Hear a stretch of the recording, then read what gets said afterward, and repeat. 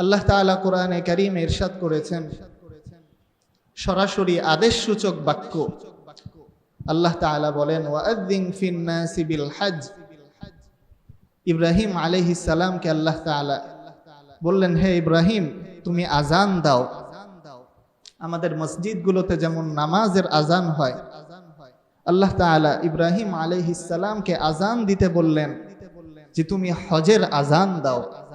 ওয়াআযিন ফিন নাসি বিল হজ, যে তুমি হজের কথা ঘোষণা করো, হজের কথা মানুষকে জানিয়ে দাও, আজান দাও। তো দেখবে তোমার এই আজানের জবাবে মানুষ পায়ে হেঁটে, বাহনে চড়ে দূর দূরান্ত থেকে মানুষ বাইতুল্লাহ আসবে। আল্লাহ তাআলা অপর এক আয়াতের মধ্যে ইরশাদ করেন, ওয়ালিল্লাহি আলান নাসি হিজ্জুল বাইত মান ইসতাতাআ ইলাইহি সাবিলা, যে আল্লাহ তাআলার জন্যই মানুষের উপর কর্তব্য হচ্ছে যে বাইতুল্লাহর হজ করা। এটা আল্লাহ তাআলার জন্যই। এবং আল্লাহ তাআলা বলেছেন আলান নাস, যে মানুষের উপর এটা কর্তব্য। আমাদের দ্বীনের এবং শরীয়তের এমন অনেক জরুরি জরুরি বিধান আছে যেগুলোর কথা কোরআনে কারীমে সুস্পষ্টভাবে আসে নাই। যেমন আমরা যে নামাজ আদায় করি, নামাজের মধ্যে প্রথমে কিয়াম, তারপর রুকু, তারপর সুজুদ, এই ধারাবাহিকতা এটা তো কোরআনে নাই। রুকুর কথা এসেছে, সিজদার কথা এসেছে। তো যেই বিষয়গুলো কোরআনে এসেছে সেগুলোর গুরুত্ব কত বেশি। আল্লাহ তাআলা সরাসরি হজের কথা কোরআনে বলেছেন। আর কেনই বা বলবেন না? এটা হচ্ছে ইসলামের এবং ঈমানের 5টি স্তম্ভের মধ্য থেকে একটি স্তম্ভ। তো এই বিষয়গুলো আমরা সকলেই শুনেছি, কিন্তু অনুধাবন হয়তো বা করি নাই যে আল্লাহ তাআলার একটা ফরজ বিধানের গুরুত্ব কত বেশি, যে হাজার হাজার নফল মিলালেও একটা ফরজের সমান হবে না। এজন্য আমাদের মাথায় রাখতে হবে, আমাদের এটা সব সময় উপলব্ধিতে রাখতে হবে যে আল্লাহ তাআলা বলেছেন যে আল্লাহ তাআলার জন্যই মানুষের উপর এই হজ, বাইতুল্লাহর হজ, এটা ফরজ। মান ইসতাতাআ ইলাইহি সাবিলা, যার সামর্থ্য আছে, যার জন্য যাওয়ার সুযোগ আছে, তার জন্য এটা অবশ্যই ফরজ। এরপর আল্লাহ তাআলা বলেন, ওয়ামান কাফারা ফাইন্নাল্লাহা গনিয়্যুন আনিল আলামিন, যে কেউ যদি কুফরি করে, আল্লাহর এই আদেশ থেকে যদি কেউ মুখ ফিরিয়ে নেয়, তাহলে তোমরা শুনে রাখো, ফাইন্নাল্লাহা গনিয়্যুন আনিল আলামিন, যে আল্লাহ তাআলা সারা পৃথিবীর সমস্ত জগৎ থেকে অমুখাপেক্ষী। যে কেউ মনে করতে পারে যে আমি এই হজ করে আল্লাহর উপর অনুগ্রহ করলাম, বলে যে না, ব্যাপারটা এরকম না। সারা পৃথিবীর মানুষ যদি আল্লাহ থেকে বিমুখ হয়ে যায়, এরপরে আল্লাহ তাআলার কিচ্ছু যায় আসে না। আল্লাহ তাআলা গনিয়্যুন আনিল আলামিন।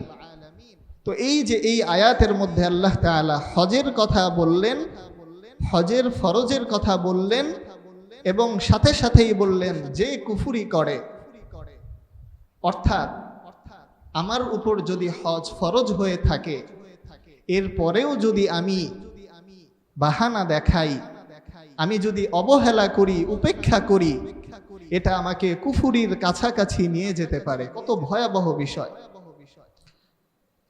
এজন্য আমার কাছে যদি মাল দৌলত থাকে, তখন আমার দায়িত্ব হয়ে যায় এই মাল দৌলত সংশ্লিষ্ট সমস্ত মাসআলা জানা। আমার কাছে যদি মাল দৌলত থাকে, তখন আমার দায়িত্ব হয়ে যায় এই মাল দৌলত সংশ্লিষ্ট যাকাতের ইলম, হজের ইলম খুঁটিয়ে খুঁটিয়ে আলেমদের কাছ থেকে জিজ্ঞাসা করে জেনে নেওয়া। কেউ মনে করতে পারে যে আমার কাছে মাল দৌলত আছে, আমার কাছে আর্থিক সক্ষমতা আছে, কিন্তু আমার হিসাব অনুযায়ী আমার উপর যাকাত অথবা হজ ফরজ হয় নাই, এবং আমি হজের আলোচনা এড়িয়ে চলি, যদি আমার এলেম হাসিল হয়ে যায় তাহলে তো ধরা খেয়ে যাব, যে না ভাই এলেম হাসিল না করলেও ধরা খেয়ে যাব। আমি যদি এলেম হাসিল নাও করি তবুও ধরা খেয়ে যেতে হবে। এজন্য মাল দৌলত আর্থিক সক্ষমতা যদি আমার থাকে তাহলে অবশ্যই এমন না যে আমি কোনো একজন আলেমের কাছে গিয়ে বললাম যে হুজুর যে এরকম এরকম সম্পদ থাকলে কি হবে, এমন ভাবে আমি প্রশ্ন উপস্থাপন করলাম যে হুজুর বললেন যে না হজ আসবে না। ব্যাপারটা এরকম না, বরং নিজের আর্থিক সক্ষমতা সবিস্তারে আমি তুলে ধরব। আমি কার কাছে টাকা পেতাম, কার কাছে আমি 10 লক্ষ টাকা পেতাম, হতে পারে আরো অনেক বছর পরে দিবে, এরকম সমস্ত কিছু আমার কোথায় জায়গা আছে, কোথায় জমি আছে, এই জিনিসগুলো সবিস্তারে উল্লেখ করে তারপর দেখেন যে কি ফতোয়া আসে। আসলে আমরা যদি আল্লাহ তাআলার থেকে বিমুখ হয়ে যাই, আল্লাহ তাআলার কিছুই যায় আসবে না, আমাদের নিজেদেরই ক্ষতি হয়ে যাবে। আমাদের এই অবহেলা, ওয়ামান কাফারা ফাইন্নাল্লাহা গনিয়্যুন আনিল আলামিন, কুফরির কাছাকাছি আমাদেরকে নিয়ে যাবে। এই হজ এটা হচ্ছে ইসলামের শিআর, এটা হচ্ছে দ্বীন ইসলামের প্রতীক, দ্বীন ইসলামের মর্যাদা বৃদ্ধির কারণ। এবং ইহুদি খ্রিস্টানদের সাথে আমাদের দ্বীনের যে পার্থক্য, সেই পার্থক্যকারী একটা বিষয় হচ্ছে এই বাইতুল্লাহর হজ।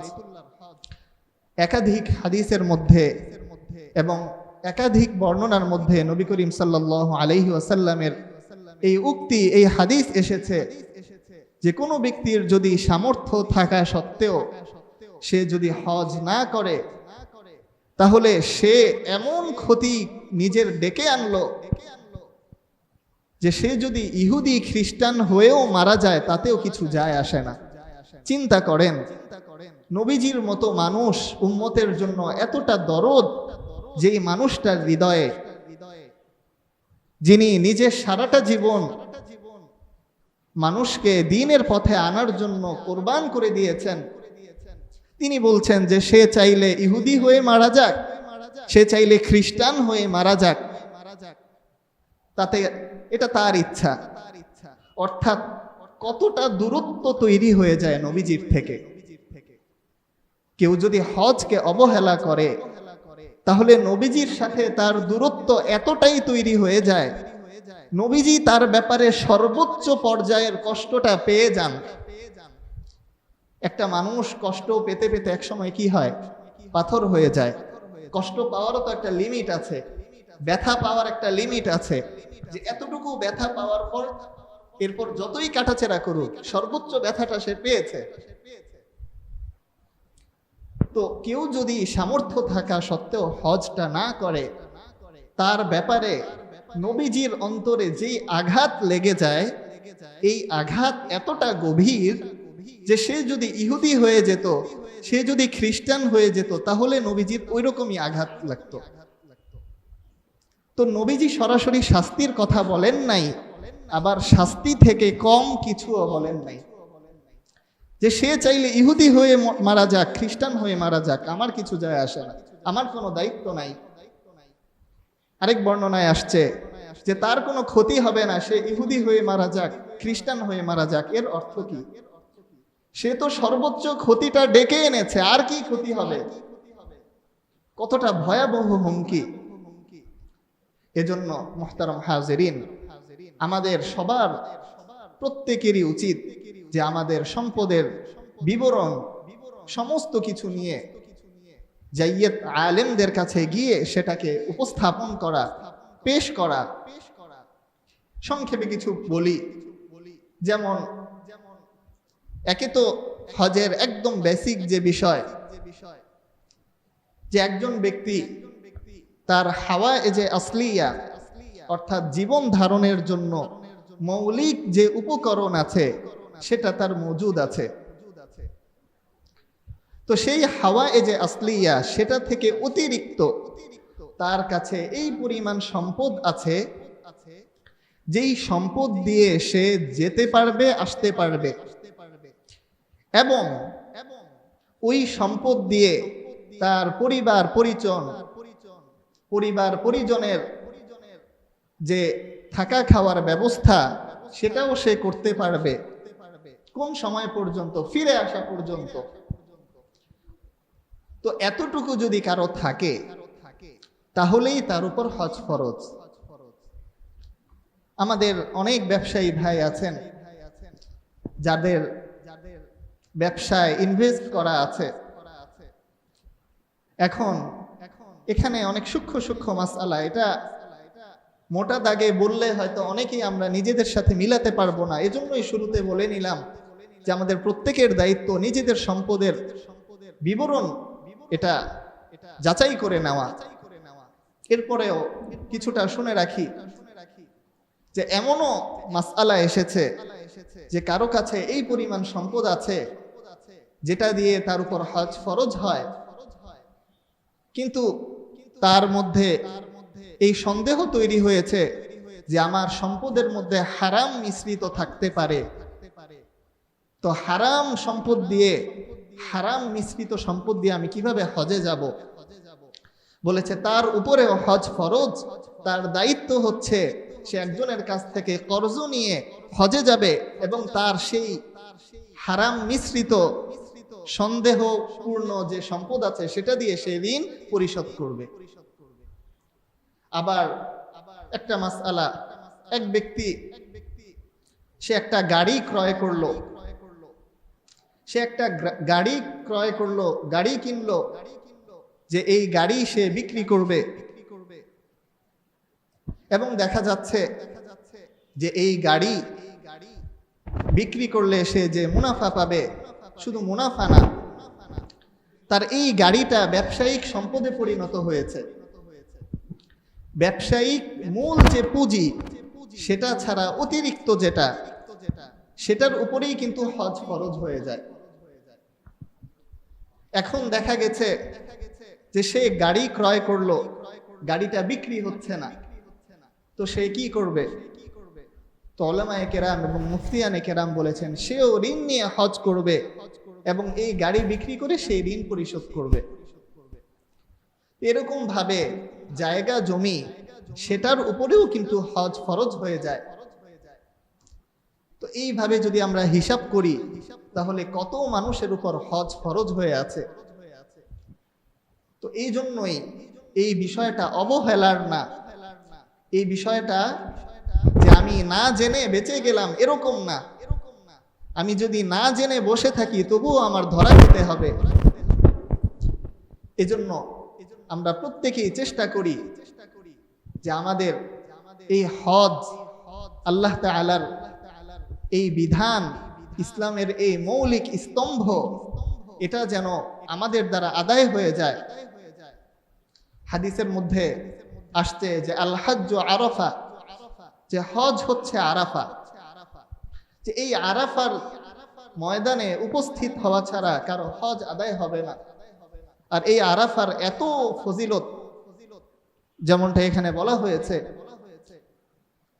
যে কেউ যদি আরাফার ময়দানে অবস্থান করার পরেও মনে করে সে গুনাহগার, সে বড় হতভাগা, অর্থাৎ পুরোপুরি ভাবে নিষ্পাপ। হাদিসের মধ্যে যেমন এসেছে ফালাম ইয়ারফুস ওয়ালাম ইয়াফসুক রাজাআ কায়াউমিন ওয়ালাদাতহু উম্মুহ, যে হজ করলো এবং হজের মধ্যে যে নিয়ম কানুন আছে সেগুলো মেনে চললো, যে নিষিদ্ধ বিষয় আছে সেগুলো থেকে বেঁচে থাকলো, সে এমন ভাবে হজ থেকে ফিরবে কেমন যেন কিছুক্ষণ আগে তার মা তাকে প্রসব করেছে। সুবহানাল্লাহ। একটা সদ্য ভূমিষ্ঠ বাচ্চা, তার কি কোনো গুনাহ আছে? সগীরা গুনাহ আছে? কবিরা গুনাহ আছে? কোনো মাকরুহ কাজে লিপ্ত হওয়ার ছোটখাটো গুনাহ আছে? কিছুই নাই। একদম আমল নামাটা তার সাদা হয়ে গেল, পরিষ্কার স্বচ্ছ হয়ে গেল। রাজাআ কায়াউমিন ওয়ালাদাতহু উম্মুহ, সে এমন ভাবে হজ থেকে ফিরবে কেমন যেন তার মা তাকে কিছুক্ষণ আগে দুনিয়াতে ভূমিষ্ঠ করলেন। সুবহানাল্লাহ। এজন্য আমরা একা একা না থাকি, আমার কাছে এই পরিমাণ সম্পদ আছে, আমি চুপচাপ আছি, এই চুপচাপ থাকা এটা শয়তান আমাকে ওয়াসওয়াসায় ফেলার অনেক বড় একটা কারণ। আমি আমার এই বিষয়টা নিয়ে আমি এটা ঘোষণা দিয়ে দেই, আমি কয়েকজন বন্ধু বান্ধবের কাছে বলে ফেলি যে আমি হজের নিয়ত করেছি। মুহতারাম হাজিরিন, হজের আরো একটা গুরুত্বপূর্ণ মাসআলা হচ্ছে, কোন ব্যক্তির যদি হজ করার আর্থিক সক্ষমতা তৈরি হয় তাহলে তার তৎক্ষণাৎ হজ করে নেওয়া জরুরি। এটা হাদিসের মধ্যেও এসেছে যে তৎক্ষণাৎ হজ করে ফেলো, কারণ তুমি জানো না সামনে তোমার এই সক্ষমতা থাকবে কিনা, তুমি অসুস্থ হয়ে যেতে পারো। তো এটা আমরা যদি বাস্তবতার দিকে তাকাই তাহলেও বুঝতে পারি যে বর্তমান সময়ে কত রকমের দুরারোগ্য ব্যাধি, কত কিছু আমাদেরকে ঘিরে ধরে আছে। কত কিছুদিন আগে আমার এক সাথী ভাই, একসাথে তারাবি পড়িয়েছিলাম, তিনি বললেন যে তার মাকে নিয়ে এত পরিমাণ দৌড়াদৌড়ি করতে হচ্ছে হসপিটালে, যে হসপিটালটা তাদের এখন বাসা মনে হচ্ছে, যে বাসায় আমরা 2 দিন থাকতে পারি না, হসপিটালে 2 সপ্তাহ থাকতে হয়। তো চিন্তা করে দেখেন যে আমাদের সামনের সময়টার কোনো নিশ্চয়তা নাই, অথচ মাসআলা হচ্ছে কারো উপর যদি হজ ফরজ হয়, সেই পরিমাণ আর্থিক সক্ষমতা যদি তৈরি হয়, এরপর সে অসুস্থ হয়ে গেলেও এই ফরজিয়াত এটা রহিত হয় না। সে যদি ফকিরও হয়ে যায়, অনেক টাকা তার লোকসান গিয়েছে, অনেক টাকার ক্ষতি হয়েছে, কিন্তু এই হজের ফরজিয়ত তার থেকে রহিত হয় না, এটা তার উপর ঝুলেই থাকে। এজন্য এই ভয়কে সামনে রেখেও দ্রুত হজ করা, কারণ 2 দিক থেকেই ভয়। যদি আমার এমন কোনো অসুস্থতা, এমন কোনো রোগ ব্যাধি তৈরি হয় যেটার কারণে আমার লাখ লাখ টাকা যাবে, এমন অসুস্থতা কি এখন নাই? অ্যাভেলেবেল এমন অসুস্থতা, লক্ষ লক্ষ টাকা যাচ্ছে। তাহলে কি নিশ্চয়তা আছে যে আমি এই সম্পদটা নিয়ে আরো 100 বছর বাঁচতে পারবো? কোনো গ্যারান্টি নাই, না সম্পদের গ্যারান্টি আছে, না সুস্থতার গ্যারান্টি আছে, কোনোটার গ্যারান্টি নাই। এটা যদি হাদিসের মধ্যে নাও আসতো, এর পরেও তো এটা স্বাভাবিকভাবে বিবেকের নির্দেশনা তো এমনই হওয়া উচিত। এজন্য মুহতারাম হাজিরিন, আমরা সকলেই নিয়ত করি, যাদের সক্ষমতা আছে এবং যারা হজ করি নাই, আমরা নিয়ত করে ফেলি যে ঋণ কর্জ করে হলেও যদি আমাদের জায়গা জমি থাকে, স্বাভাবিকভাবে জায়গা জমি সহজে বিক্রি হয় না, মানে চাইলেই 10 দিনের ভিতর জায়গা বিক্রি করে ফেললাম, অথবা আমার এত পরিমাণ ফ্ল্যাট আছে যেটা আমার হাওয়ায় যে আসলিয়া থেকে অতিরিক্ত, আমি একটা কিনতেছি আরেকটা বিক্রি করতেছি, তো এইগুলোও কিন্তু আমাদের ব্যবসায়িক সম্পদের অন্তর্ভুক্ত হয়ে যাবে। অর্থাৎ হাওয়ায় যে আসলিয়া, যেটা আমার নিজের থাকার জন্য, যেটা সেটা ছাড়া বাকি যা কিছু সেটাই হচ্ছে হজের মাল, সেটাই হজের মাল। সেটা দিয়ে যদি এমন হয় যে সেটা দিয়ে আমি হজ করতে পারবো, তাহলে ব্যবস্থা করতে হবে। মুহতারাম হাজিরিন, ঘরে আমাদের অনেক মা বোনরা আছে, তাদের কাছেও পর্যাপ্ত স্বর্ণ অলংকার এগুলো থাকে, তারা বলতে চায় না, অনেক সময় স্বামীরা ভুলেও যায় কি পরিমাণ আছে। তো মা বোনদের উপরেও কিন্তু হজ ফরজ, এটা শুধু পুরুষদের জন্য না, মা বোনদের উপরেও হজ ফরজ। এবং মাসআলায় এসেছে যে কোনো মা বোন তার যদি এরকম হজের সক্ষমতা তৈরি হয়, তাহলে সে তার সাথে তার স্বামী অথবা কোনো একজন মাহরাম পুরুষ নিয়ে যাওয়ার জন্য তিনি চেষ্টা করবেন। যদি তার যে মাহরাম পুরুষ তার ব্যবস্থা করতে পারছে না, সেই ক্ষেত্রে তিনি বদলি হজ করাবেন, মৃত্যুর আগে ওসিয়ত করে যাবেন, কিন্তু এরপরেও হজ মাফ হবে না। এজন্য আমাদের যাদের পুরুষদের হজের আর্থিক সক্ষমতা তৈরি হয়েছে, আমরা মা বোনদের ব্যাপারেও খোঁজ নেই যে কি পরিমাণ অর্থ অলংকার কি পরিমাণ আছে। এগুলো দিয়ে হজের জন্য তাদেরকে আমরা তারগিব দিতে থাকি, তাদেরকে উৎসাহিত করতে থাকি। মুহতারাম হাজিরিন, হজের ব্যাপার নিয়ে এবং হজের মাসআলা নিয়ে অনেক কিছু আছে, অনেকগুলো বিষয় আছে। সমস্ত কিছু যদি আমরা সামনে রাখি তাহলে এমন অনেক মানুষের উপর হজ ফরজ হবে যারা সেটা কল্পনাও করে নাই। এজন্য বারবার বলার উদ্দেশ্য হচ্ছে ওয়াযাক্কির ফাইন্না যিকরা তানফাউল মুমিনিন, যে তোমরা স্মরণ করিয়ে দাও, উপদেশ দাও, এই স্মরণ মুমিনদের কাজে আসে, উপকারে আসে। এজন্য আমরা মোটামুটি এই বিষয়গুলো তো আগে থেকেই জানি। আজকে যে বিষয়গুলো জানলাম, আল্লাহ তাআলা আমাদের সকলকে হজ করার, বাইতুল্লাহ শরীফের চারপাশে তওয়াফ করা অবস্থায় আল্লাহ তাআলা যেন আমাদেরকে আল্লাহর প্রিয় হওয়ার তৌফিক দান করেন, সেই দোয়া এবং কামনা আমরা সকলেই রাখি। আল্লাহ তাআলা আমাদের সকলকে আমল করার তৌফিক দান করুন। আমিন। ওয়া আখিরু দাওয়ানা আনিল হামদুলিল্লাহি রাব্বিল আলামিন।